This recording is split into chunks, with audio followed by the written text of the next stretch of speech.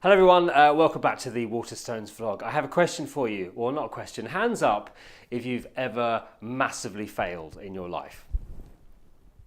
Everyone? Yep, everyone's got their hands up. Of course, we've all had massive fails. You are not alone. And if you have listened to How to Fail with Elizabeth Day, the podcast, then you will know that plenty of very, very successful people have failed in their lives. And in fact, their failures were very much part of their successes. This is the joy of failure. It really helps you to find a better way of succeeding. So the theory goes, and after the success of her podcast, Elizabeth Day has turned it into a book. So here we have How to Fail by Elizabeth Day. Now, next week, you'll be able to hear an interview that I did with Elizabeth talking about this book.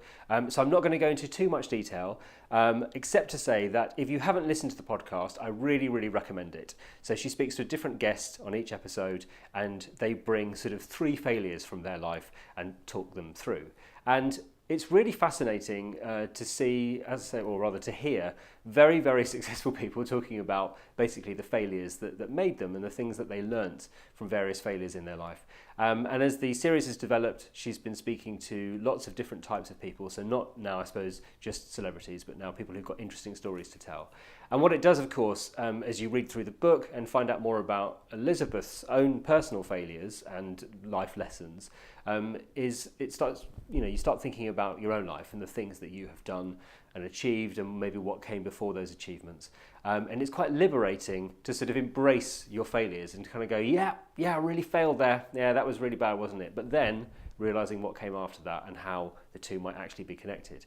The book is really, really enjoyable. First of all, through years of journalism, Elizabeth is obviously a fantastic writer, but she's very good at being funny, but being interesting, and also just finding the right way of putting things. And she's also very generous in what she shares about her guests. So she includes the stories of some of the people from the podcast in the book as well.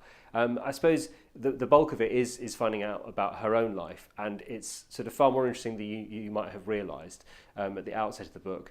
And her her willingness to share some very, very funny failures in her life is also balanced by the very moving details of things that have happened later on in her life. And I think in particular looking at things like her relationships and also her attempts to become a mother.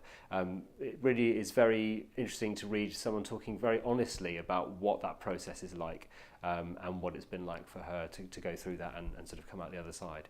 So I absolutely love the book. I really enjoyed talking to her as well, so do keep an eye out for that interview next week. And if you're watching this, obviously in a week's time, it'll automatically appear somewhere above my head if you're watching on YouTube. She's really, really interesting, and there's lots of great stuff in there too. So there you go. I really recommend How to Fail by Elizabeth Day. She says in the interview and on the back of the book that it's a book for anybody who's failed, and therefore it is a book for everybody. So thanks for watching this week. See you next week with something completely different. Take care.